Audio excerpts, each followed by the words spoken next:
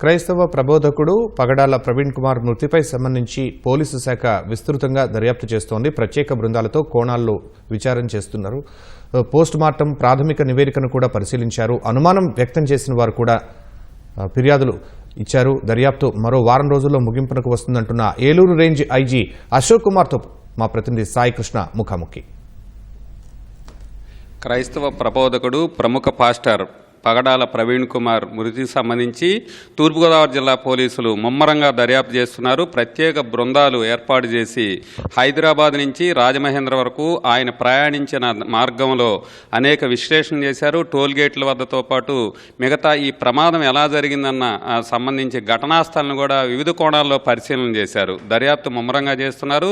దీనికి సంబంధించి Eluru range IG Ashok Kumar ఆధ్వర్యంలో పూర్తి స్థాయిలో పర్యవేక్షణ కూడా పోలీసులు ఎప్పటికప్పుడు చేస్తున్న పరిస్థితుంది.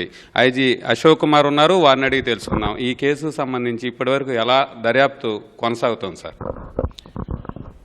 ఇది 24 మార్చిన పాస్టర్ పగడాల ప్రవీణ్ కుమార్ గారు ఇంతవరకు జరిగిన దర్యాప్తులో తేలిందంటే మార్నింగ్ 11 గంటలకు వారు హైదరాబాద్లో బయలుదేరినట్టుగా మాకు ప్రిలిమినరీ సమాచారం అందిందండి. తర్వాత అరౌండ్ మధ్యాహ్నం 1:30 గంటలకి వారు చౌటుప్పల్ టోల్ గేటు పాస్ చేశారు.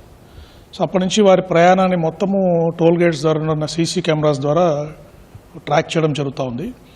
వారేమంటే ఒక ఎన్ఫీల్డ్ బుల్లెట్ మోటార్ సైకిల్ మీద ప్రయాణం స్టార్ట్ చేశారు. ఒక హాఫ్ హెల్మెట్ పెట్టుకున్నారు. బ్యాగ్ అవి కూడా వారు వెహికల్లో పెట్టుకోవడం జరిగింది. సో వారి ప్రయాణాన్ని పూర్తిగా ట్రాక్ చేసి ఇన్సిడెంట్ అయినంత వరకు దారిలో ఉన్న సీసీ కెమెరాస్ అన్నీ కూడా ఎగ్జామిన్ చేయడం జరిగింది. దాంట్లో విజయవాడకి వారు దాదాపు 4:35కి చేరుకున్నారు.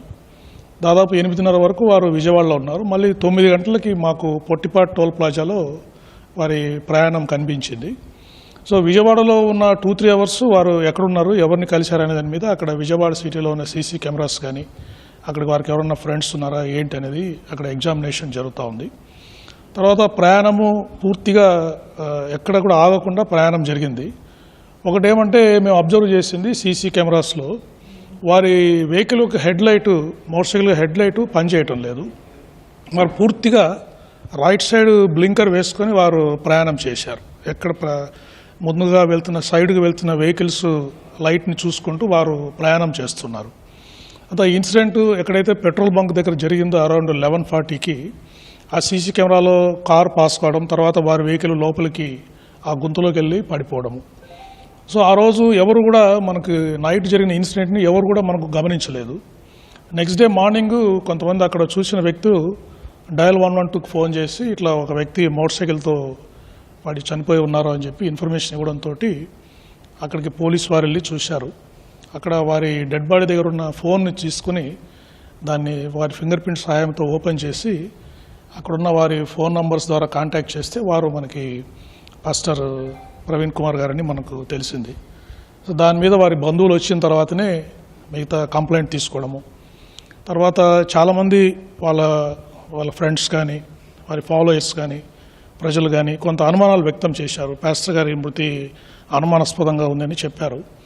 అందుకని అన్ని చర్యలు తీసుకొని దీన్ని ఎగ్జిక్యూటివ్ మేజిస్ట్రేట్ తోటి శవ పంచనామా జరగడం జరిగింది. Team of doctors under videography post mortem చేశారు. ప్రిలిమినరీ ఫైండింగ్స్లో మనకి పోస్ట్ మార్టమ్స్లో వారికి అబ్రేషన్ ఇంజరీస్ ఉన్నాయని, బాడీ మీద అబ్రేషన్ ఇంజరీస్ ఉన్నాయని, హెడ్ మీద లేసరేటెడ్ ఇంజరీస్ ఉన్నాయని మనకు చెప్పారు. ఇంకా ఒక లెగ్ మీద ఒక బర్న్ ఇంజరీ ఉంది. సో ఇవన్నీ బర్న్ ఇంజరీ సంబంధించిన స్కిన్ని వాటిని పెథాలజీ ల్యాబ్కి పంపించారు. తర్వాత ఈ విస్రా అంతా ప్రిజర్వ్ చేశారు కాబట్టి ఫోరెన్సిక్ ల్యాబ్ నుంచి రిపోర్ట్ రావాల్సిన అవసరం ఉంది.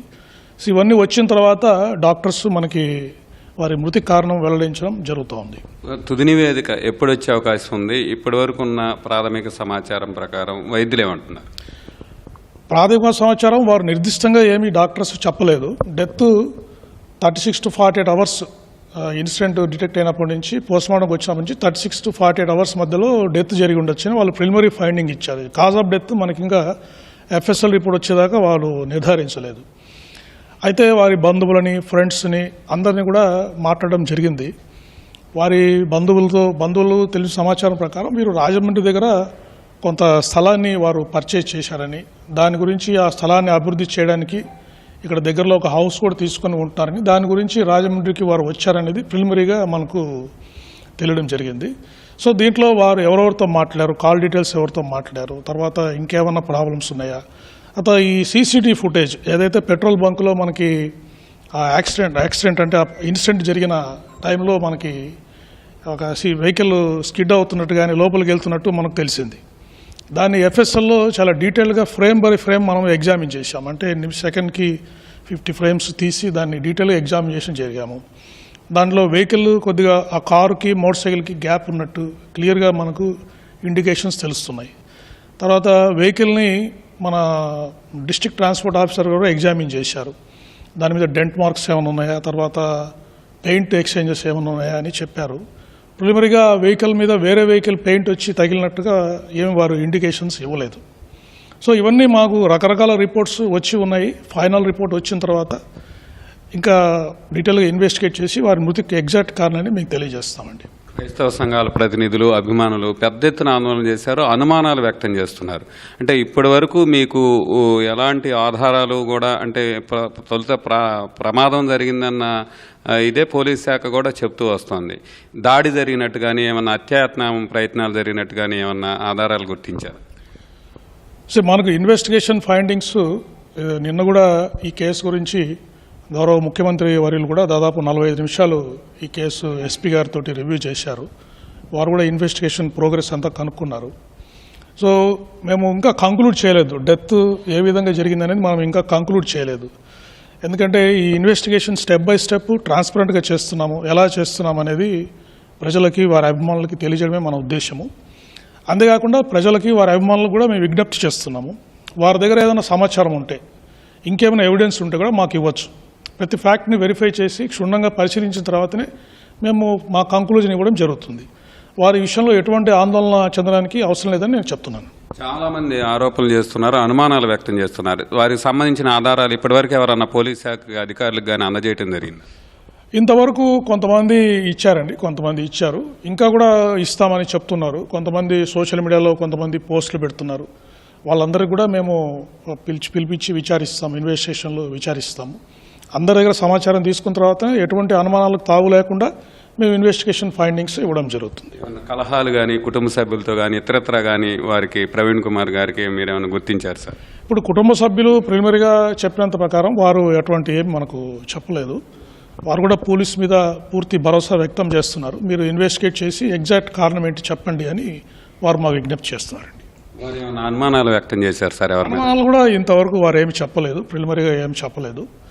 పోలీసు వారే చెప్పమని, ఏంటి మృతికి కారణం ఏంటని చెప్పమని వారు మనకి విజ్ఞప్తి చేస్తున్నారు. ఆయన క్రైస్తవ సమాజంలో చాలా ప్రముఖ వ్యక్తి, చాలా కార్లు కూడా ఉన్నాయి అంటున్నారు. ఎక్కడికి వెళ్ళినా కూడా ప్రసంగించడానికి చాలా పెద్ద ఎత్తున అభిమానులు వస్తుంటారు. ఆయన ప్రత్యేకంగా బుల్లెట్ వాహనం మీద రావడానికి ఏమైనా కారణాలు గుర్తించారు సార్?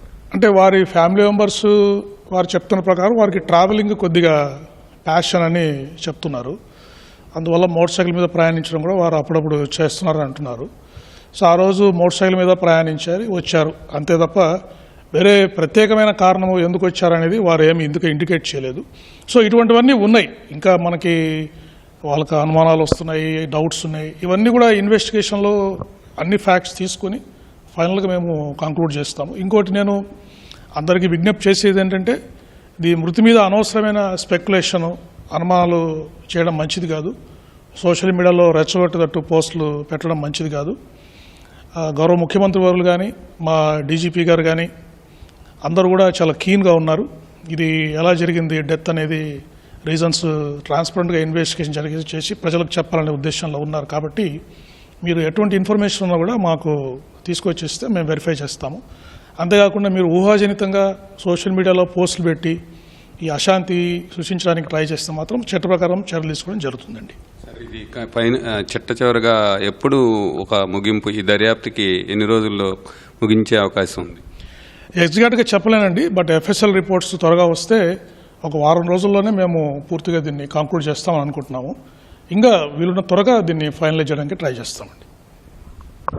పాస్టర్ ప్రవీణ్ కుమార్ మృతికి సంబంధించి చాలా పారదర్శకంగా పోలీస్ శాఖ దర్యాప్తు చేస్తున్నాం. ఇప్పటి వరకు అన్ని కోణాల్లోనూ ఆయన హైదరాబాద్ నుంచి రాజమహేంద్రం వరకు ప్రయాణించిన అన్ని ప్రాంతాల్లో సీసీ ఫుటేజీ చాలా కూలంకషంగా పరిశీలన చేశాం. అట్లాగే దర్యాప్తులు అన్ని కోణాల్లోనూ చేస్తున్నాం. ఆయన ఆ సమయంలో ఆయన దాటుకుంటూ వెళ్ళిన వాహనాలను కూడా సీసీ ఫుటేజీలో చాలా స్పష్టంగా చూసాము. అయితే ప్రాథమికంగా ఇప్పటివరకు పోస్టుమార్టం నివేదిక వచ్చిన ఆధారం ప్రకారం కొన్ని చోట్ల శరీరం మీద గాయాలు ఉన్నాయి. దానికి సంబంధించి కూడా తుది నివేదిక రావాలి. ఒక వారం రోజులు కూడా ఈ సమయం పట్టే అవకాశం ఉంది. పోలీస్ శాఖతో పాటు ముఖ్యమంత్రి చంద్రబాబు నాయుడు కూడా ఈ కేసుకు సంబంధించి, అట్లాగే డీజీపీ కూడా ఈ కేసుకు సంబంధించి పూర్తి స్థాయిలో పారదర్శకంగా ఉన్నత స్థాయి వర్గాలని కూడా నిష్పాక్షంగా ఈ దర్యాప్తు కొనసాగించమని ఆదేశించారు. వారు కూడా ఎప్పటికప్పుడు తెలుసుకుంటున్నారు కేసు పురోగతి గురించి అని. వారం రోజుల్లో దీనికి ఒక ముగింపు పలికే అవకాశం ఉంది. అప్పటి వరకు ఎవ్వరూ ఎలాంటి ఆందోళన చెందవద్దు. సోషల్ మీడియాలో ఎట్లాంటి విద్వేషాలు రెచ్చగొట్టేలాగా పోస్టులు పెట్టవద్దని ఐజీ అశోక్ కుమార్ విజ్ఞప్తి చేస్తున్నారు. కెమెరామెన్ రమేష్తో సాయి కృష్ణ, ఈటీవీ న్యూస్.